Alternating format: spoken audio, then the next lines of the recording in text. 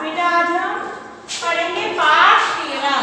पाठ 13 पाठ का नाम है न्याय मंत्री। ठीक, न्याय मंत्री। कक्षा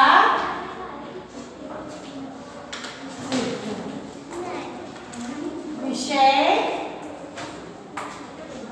हिंदी। आवाज नहीं। देखिए, न्याय मंत्री का मतलब है कि न्याय करने वाला मंत्री। सबसे पहले हम लिखेंगे वर्ड मीनिंग, इसके बाद हम लेसन को पढ़ेंगे। Okay ma'am. ठीक है, चलिए लिखिए शब्द अर्थ। सौभाग्य, अच्छा भाग्य। सौभाग्य बोलिए। अच्छा भाग्य। नेक्स्ट है अतिथि। अतिथि कहते हैं मेहमान को। अतिथि अर्थात मेहमान। दोष, दोष मतलब गाली, गलती होता है गाली। गलती। अवसर मतलब मौका। अवसर मौका। आवाज ना आए। राइटिंग सुंदर सुंदर बनाएंगे, गलतियां नहीं करेंगे, देख करके दोनों आंखों से लिखेंगे। दंड सजा। कदापि, कदापि मतलब होता है कभी। समुचित, समुचित मतलब होता है ठीक। क्या होता है? ठीक। सुप्रबंध, सुप्रबंध मतलब होता है अच्छा इंतजाम। अच्छा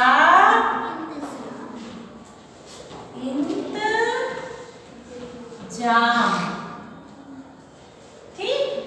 अब है संकेत। संकेत मतलब इशारा। निस्तब्ध,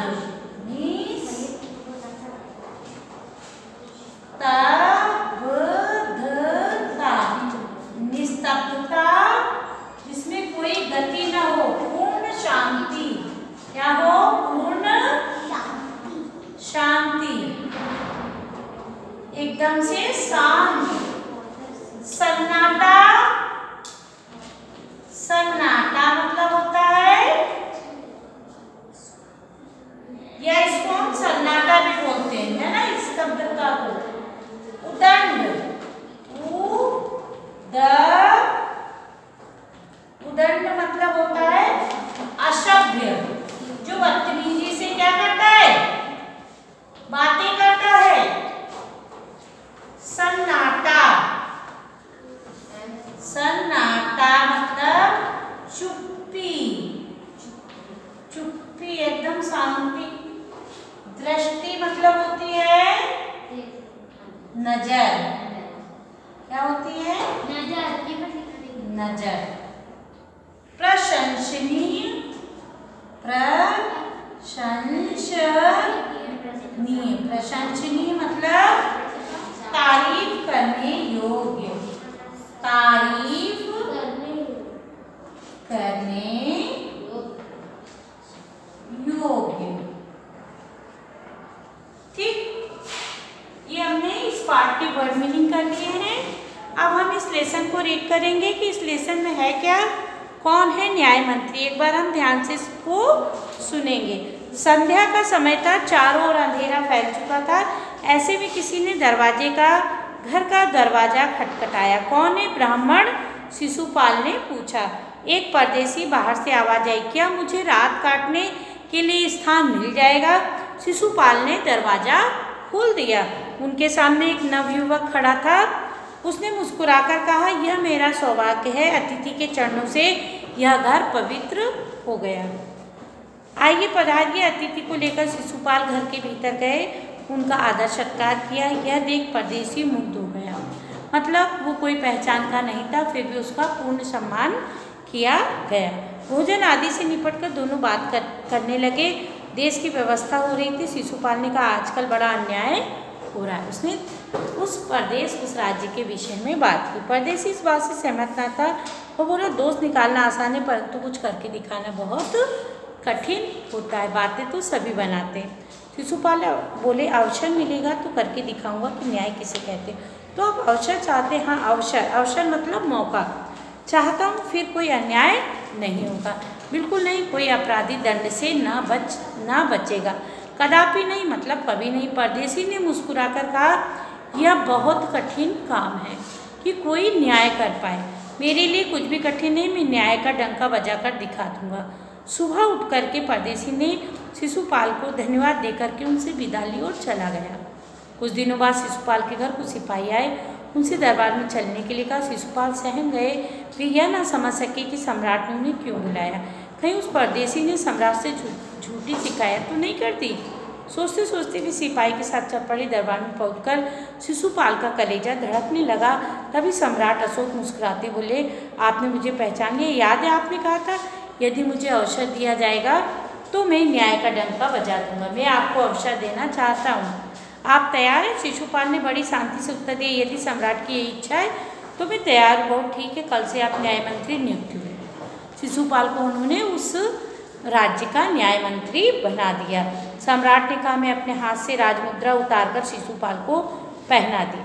अब शिशुपाल न्याय मंत्री थे। उन्होंने राज्य की समुचित व्यवस्था देखरेख करनी प्रारंभ की। उनके सुप्रबंध से राज्य में पूरी तरह की शांति थी। उन्होंने बहुत अच्छी तरीके से राज्य को संभाला। किसी को किसी प्रकार का भय नहीं था। लोग घरों के दरवाजे तक खुले छोड़ देते थे। चारों तरफ न्याय मंत्री के सुप्रबंध और न्याय की धूम मची हुई थी। उनका कार्य बहुत ही प्रशंसनीय था। एक महीने बाद किसी ने एक पहरेदार की हत्या कर दी। सुबह होते ही बात चारों ओर फैल गई। लोग बड़े हैरान थे। शिशुपाल की तो नींद उड़ गई। उन्होंने अपराधी का पता लगाने में रात दिन एक कर दिया। शिशुपाल को अपराधी का पता लगाने के लिए 1 सप्ताह का समय दिया गया। जब अपराधी का पता चला तो शिशुपाल बहुत छक्के रह गए, क्योंकि वो अपराधी कोई और नहीं, स्वयं सम्राट थे। सम्राट को कैसे अपराधी घोषित किया जाए? न्याय की दृष्टि में सम्राट साधारण व्यक्ति में कोई अंतर नहीं होता। शिशुपाल ने अपना कर्तव्य निश्चित कर लिया। शिशुपाल शांत भाव से दरबार में आए। सम्राट अशोक सिंहासन पर बैठे थे। उन्होंने पूछा, अपराधी का पता चला? न्याय मंत्री ने साहसपूर्वक कहा, जी हाँ, पता चल गया। तो फिर उसे उपस्थित करो। न्याय मंत्री कुछ रुके, फिर उच्च अधिकारी को संकेत करते हुए बोले, धनवीर गिरफ्तार कर लो, मैं आज्ञा देता हूँ। संकेत सम्राट की ओर था। दरबार में निशब्दता छा गई, सन्नाटा छा गया। सम्राट का चेहरा क्रोध से लाल था। वे सिंहासन से उठ खड़े हुए बोले, इतना साहस? मतलब कि राजा ही क्या था, हत्यारा था। न्याय मंत्री ने जैसे कुछ सुना ही ना हो, फिर बोले, धनवीर देखते कि अपराधी को गिरफ्तार कर लो। कुछ ही क्षण सम्राट के हाथों में हथकड़ी थी। न्याय मंत्री का, अशोक, तुम पर पहरेदार की हत्या का आरोप है, तुम इसका उत्तर देते हो? सम्राट होंठ काट कर रह गए। न्याय मंत्री ने फिर पूछा, तो तुम अपराध स्वीकार करते हो, क्योंकि हत्या खुद राजा ने की थी? हाँ, मैंने उसे मारा, विषय पर वह उदंड था। सम्राट का उत्तर था, वह उदंड था या नहीं? तुमने एक राज कर्मचारी की हत्या की। किसी की हत्या करना एक अपराध होता है, तुम्हें मृत्युदंड दिया जाता है। न्याय मंत्री ने अपना निर्णय सुनाया। सभी और सन्नाटा छा गया। न्याय मंत्री का निर्णय सुन सम्राट ने सिर झुका लिया। तभी न्याय मंत्री का संकेत पाकर एक कर्मचारी सम्राट अशोक की मूर्ति लेकर उपस्थित हो गया। न्याय मंत्री ने खड़े होकर कहा, सभाजनों, यह सच है कि अपराधी को दंड मिलना चाहिए, परंतु अपराधी कोई नहीं, स्वयं सम्राट है। एते में आज्ञा देता हूँ, सम्राट को चेतावनी देकर छोड़ दिया जाए। उनके स्थान पर अशोक की मूर्ति को फांसी पर क्या किया जाए? लटका दिया जाए, जिससे लोगों को शिक्षा मिले कि दंड तो सभी को मिलना चाहिए।